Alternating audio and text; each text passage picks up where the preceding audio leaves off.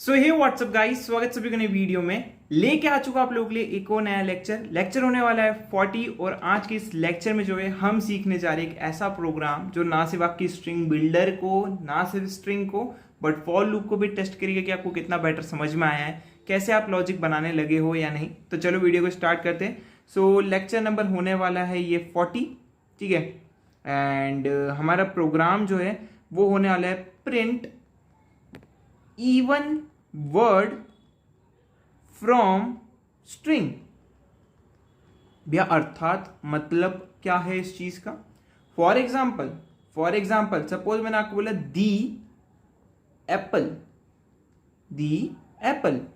तो यार इसमें से आपको क्या प्रिंट करना है, आपको हर वर्ड को चेक करना है कि यार इसकी लेंथ कितनी है। अगर मान लो इसकी लेंथ 3 है, क्योंकि इसमें 3 वर्ड है, 1 2 3, तो 3 वर्ड, इसकी लेंथ 3 है। अगर इसकी लेंथ इवन नहीं है तो आपको इसको प्रिंट नहीं करवाना है, आपको अगले वाले वर्ड को चेक करना है। फिर अगले वाले वर्ड की लेंथ अगर 4 दी है, इस बार सपोज 4 है, ठीक है, नहीं 5 है, तो ये भी ऑड है, इसकी भी लेंथ ऑड है, तो भी इसको आपको प्रिंट नहीं करवाना है। अब सपोज आपको कुछ ऐसा वर्ड दे दिया दी एन, अब इसमें पहला वर्ड तो जो है ऑड है, ठीक है, क्योंकि इसमें 3 वर्ड्स है, यानी इवन लेंथ का तो नहीं है, बट हाँ 1 और 2 ये जो है इवन लेंथ का वर्ड है, इसको आपको जो है प्रिंट करवाना है आंसर में। अब सपोज एक बहुत बड़ी स्ट्रिंग दे दी आपको, ठीक है, उसमें से आपको हर वर्ड को चेक करना है कि यार अगर ये इवन वर्ड है, यानी इवन लेंथ का वर्ड है, तो उसको अपने आंसर स्ट्रिंग के अंदर ऐड करवाना है और एट द एंड पूरी स्ट्रिंग को प्रिंट करवाना है जिसके वर्ड की लेंथ सिर्फ इवन है, ठीक है।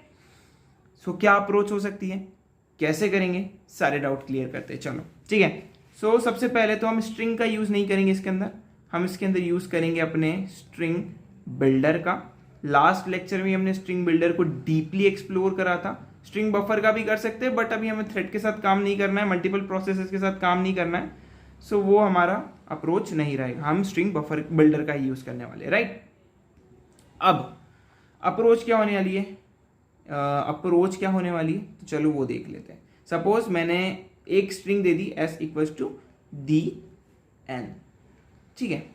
अब हम क्या करेंगे, हम स्टार्ट करेंगे एक फॉर लूप को 0 से, इस स्ट्रिंग की स्टार्टिंग से हम अपने फॉर लूप को स्टार्ट करेंगे 0 से एंड एंड करेंगे इस फॉर लूप को less than string dot length, ठीक है। देखो जनरली जब मैंने आपको फंक्शन पढ़ाए थे तो मैंने उसमें आपको डिटेलली बताया था कि यार ये जो लेंथ फंक्शन होता है ना, ये स्ट्रिंग को गिनता है 1 से जहां तक कि उसकी लेंथ होगी। सपोज अगर 1 2 3 4 5 6 वर्ड्स, ठीक है, ये इसको ऐसे गिनेगा, बट हम 0 से अगर स्टार्ट कर रहे हैं, सो हम जो है एक पीछे से स्टार्ट कर रहे हैं, तो हम उसको एक जल्दी भी खत्म कर रहे हैं, इसीलिए लेस देन का साइन है, ठीक है। तो बिल्कुल कंफ्यूज नहीं होने की भैया लेस देन क्यों, इक्वल्स टू क्यों नहीं, ओके, ये क्लियर, डन।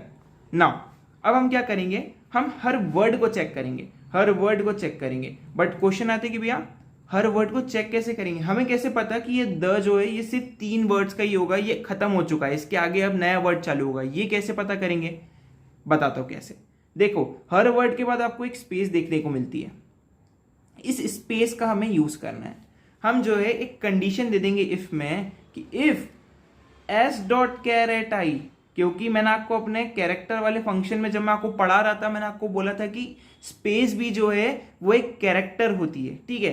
तो हम बोलेंगे s डॉट कैरेट आई, जैसे ही नॉट, जब तक उसको चलाएंगे जब तक वो नॉट इक्वल्स टू है स्पेस के, ठीक है। मतलब जैसे मेरा लूप चला यहां से 0 से, ठीक है, मैं चेक करूंगा क्या t जो है वो स्पेस के बराबर तो नहीं है, नहीं जी, तो हम क्या करेंगे, एक टेम्परेरी स्ट्रिंग बिल्डर होगा, उसके अंदर जो है इसको अपेंड करवा देंगे, यानी इस वर्ड को द को अपेंड करवा देंगे, एस डॉट कैर एट आई को अपेंड करवा देंगे, ठीक है।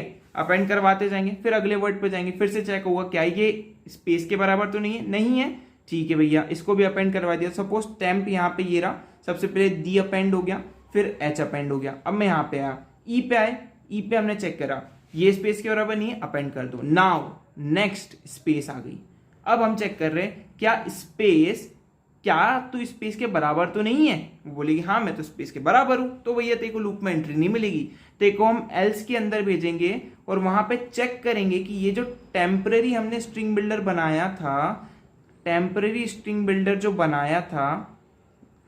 ठीक है, ये इफ के अंदर होगी कंडीशन, टेम्पररी स्ट्रिंग बिल्डर जो हमने बनाया था उसकी लेंथ को हम डिवाइड कर देंगे 2 से, और अगर वो इक्वल्स टू 0 आ गई मतलब वो इवन है, क्योंकि इवन ऑड वाला हमने प्रोग्राम देखा था कैसे निकालते इवन ऑड, याद है ना। वही अप्रोच यहाँ पे यूज कर रहे कि भैया इसकी लेंथ 3 है, 3 डिवाइडेड बाई 2, क्या ये इक्वल्स टू 0 होगा? नहीं जी, नॉट इक्वल्स टू 0, एंट्री नहीं मिलेगी क्योंकि ये एक इवन वर्ड नहीं है। सपोज ये इवन होता, सपोज ये वाला वर्ड होता, ये वाला, ठीक है, ये वाला, सपोज ये वाला वर्ड होता टेम्प के अंदर, ठीक है, तो बात कुछ और होती, ठीक है। बट अभी सपोज ये वाला वर्ड है, मान के चलो n है, ठीक है, तो 2 modulo 2 equals to 0, yes, equals to 0 loop के अंदर एंट्री मिलेगी। तो एक आंसर नाम का स्ट्रिंग बिल्डर और बना के रखेंगे जिसके अंदर हम जो है अपेंड कर देंगे किसको? इस टेम्प को, ठीक है। बट जैसे ही हमने उसको अपेंड कर दिया, हमने को एक आंसर की, हमको आखिरी में आंसर प्रिंट करवाना है, ठीक है, हमें तो अपना आंसर मिल गया भाई। अब हम क्या कर रहे हैं, हम वापस से ये जो टेम्प है ना इसको खाली करेंगे ताकि अगले वर्ड को चेक कर सके। तो कैसे करेंगे? तो एक फंक्शन होता है टेम्प डॉट सेट लेंथ, ये एक फंक्शन होता है, इसको हम 0 कर देंगे। इसका मतलब है अभी इसकी लेंथ कितनी है? 2, बट हमने बोला कि जैसे ही ये लूप खत्म हो जाए, मतलब इफ के अंदर एंट्री मिलने के बाद जैसे ही बाहर आ रहे हो इसकी लेंथ को 0 कर दो, यानी इसके अंदर जो भी स्टोर होगा वापस से खाली हो जाएगा। वापस इसकी लेंथ 0 हो गई, यानी इसके अंदर अब कुछ भी स्टोर नहीं है, खाली है। गुड, बढ़िया, ग्रेट, ठीक है, ये तो हमें समझ में आ गया। मान लो हमने सबसे पहले बोला था कि द जो 3 वर्ड का है, मतलब अच्छा द तो इवन है ही नहीं, तो हम आंसर में ऐड नहीं करवाएंगे उसको, आंसर में ऐड नहीं करवाएंगे, ठीक है। तो भैया नीचे आओ, टेम्प को वापस से 0 कर दो, ठीक है, टेम्प को वापस से 0 कर दो। तो भैया टेम्प हो गया है खाली, टेम्प हो गया है खाली। अब हम वापस से जो है एक नए वर्ड पे बढ़ेंगे और ए के अंदर वापस से चेक होगा क्या ए स्पेस के बराबर है, नहीं, तो टेम्प में अपेंड कर दो। अब ए आ गया। अब आ गई बात एन की, क्या एन स्पेस के बराबर है? नहीं है, तो एन भी आ गया। अब बात आती है, अब कैसे चेक करें वर्ड एंड हुआ है कि नहीं, क्योंकि अब तो मेरी स्ट्रिंग ही खत्म हो गई, तो अब मैं कैसे चेक करूंगा? तो यार एक चीज आपको हमेशा ध्यान रखनी, जब भी हम आखिरी वर्ड कैलकुलेट करेंगे तो जैसे ही मैं लूप के बाहर आया, मतलब मैं समझ जाऊंगा कि यार मेरा आखिरी वर्ड जो है हमें मिल चुका है। अब मैं उसको एक बार बस बाहर चेक कर लूंगा, एक इफ लगा के कि क्या मेरा जो टेम्प है उसकी जो लेंथ है, अगर वो इक्वल्स टू 0 है, सेम जो हमने यहाँ पे लिखा ना, सेम मैं यहाँ पे लिख दूंगा आखिरी बार, और उसको आंसर में अगर अपेंड करवा दूंगा। अगर वो नहीं होगा तो भैया अपेंड नहीं होगी, सिंपली जो भी हमारे पास आंसर होगा s.o.p में उसको प्रिंट करवा लेंगे। काम डन, खत्म, इजी पीजी, बिल्कुल डिफिकल्ट नहीं है, बहुत इजी वे में समझाने की कोशिश करिए। एक लाइक तो बनता है, कमेंट भी बनती है, ठीक है। चलो इसको कोड करते हैं, देखते हैं एक्चुअली में। सो यार मैं आ चुका अपनी कंप्यूटर स्क्रीन पे, मैंने लेक्चर नंबर 40 बना दिया और यहाँ पे एक फाइल बना दी प्रिंट इवन लेंथ वर्ड नाम की, ठीक है, एंड मेन फंक्शन भी बना लिया है, याला प्रोग्राम, और जो नोट्स है वो आपको मेरे गेटअप पे मिल जाएंगे लेक्चर नंबर 40 वाले फोल्डर के अंदर, ठीक है। चलो इसको कोड करते हैं। मुझे यूजर से इनपुट लेना है, तो इम्पोर्ट करूंगा java.util.scanner। आई नो अब आपको ये चीज समझाने की जरूरत नहीं है, मैं स्ट्रिंग बिल्डर का भी यूज करने वाला तो हमें उसको भी इंपोर्ट करना पड़ेगा।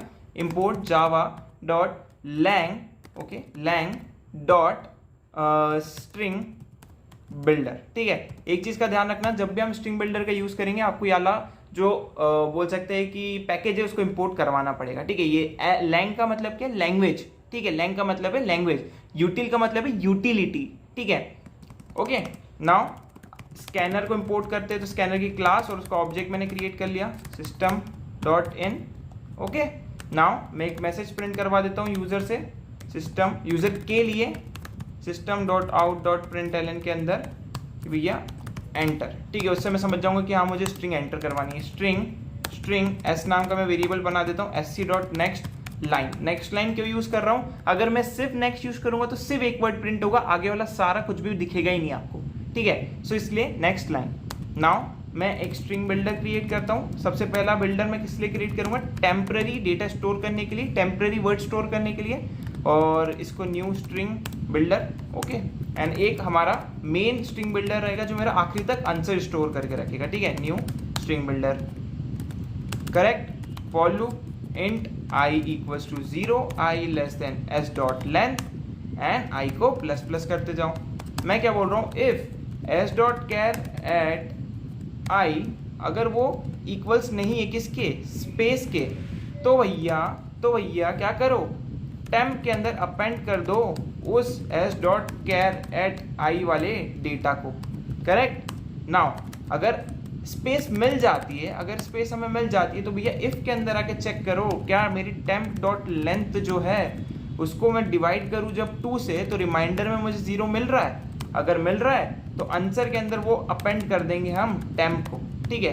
एंड अगर नहीं मिल रहा है तो हम क्या करेंगे, टेम्प को जो है मिल भी रहा है नहीं भी मिल रहा है तो भी मुझे टेम्प की लेंथ को वापस से 0 कर देना है, ठीक है, ताकि वापस से हम नए वर्ड को स्टोर कर सके। बट मैं आंसर को नहीं कर रहा हूँ, आंसर वैसा का वैसा ही रहेगा जो भी डेटा हमारे पास आ रहा है, ठीक है। थोड़ी सी स्पेस हम ऐड कर देते ताकि वर्ड के बाद हमेशा थोड़ी सी स्पेस ऐड हो जाए अच्छे से, ठीक है। नाउ मैंने बोला जैसे मान लो हमारा लूप खत्म हो गया, मतलब हम लेंथ के एंड तक पहुंच गए बट हमारा आखिरी वर्ड चेक नहीं हुआ है क्योंकि वहां पे स्पेस नहीं थी, तो हम बाहर आके आखिरी बार चेक करेंगे। सेम चीज, यही सेम चीज को हम आखिरी बार बाहर आके भी चेक करेंगे। Okay, that's clear. जैसे ही हमें ये मिल जाएगा हमारा काम डन हो जाएगा। Print here is even string, ठीक है, स्ट्रिंग। एंड आंसर को मैं यहाँ पे प्रिंट करवा देता हूँ। देखो क्या आउटपुट हमें मिलता है, ठीक है। सबसे पहले देते हैं हम एंटर का, एक बार हमें नोटिस मिल जाए दिस एन, ठीक है। तो यार देखो ये एन प्रिंट हो गया, ठीक है, एन प्रिंट हो गया, ठीक है। फॉर बेटर अंडरस्टैंडिंग मैं अभी ये मैसेज को हटा देता हूँ क्योंकि उससे बेटर अच्छा आपको समझ में आएगा, ठीक है। Space save. अब मैं इसको जो है एक बहुत बड़ा मतलब बोल सकते हैं पैराग्राफ टाइप कर देता हूँ, ठीक है। ओके, मैंने वो कॉपी करके रखा था इसलिए हुआ है ये चीज। अब रन करते हैं, हो जाएगा रन, ठीक है। This is an Taj Mahal इन आगरा, ठीक है। एंटर दबाते हैं, देखो सारी इवन वर्ड्स आए। दिस इज एन इन आगरा, बाकी ऑड वाले वर्ड्स हटा दिए गए। तो कुछ इस तरीके से प्रोग्राम वर्क करेगा। आई होप आपको प्रोग्राम अच्छा लगा होगा। या प्रोग्राम और नोट्स दोनों एक्सेस कर सकते हो गेटअप से। See you next video, till then take care, good bye.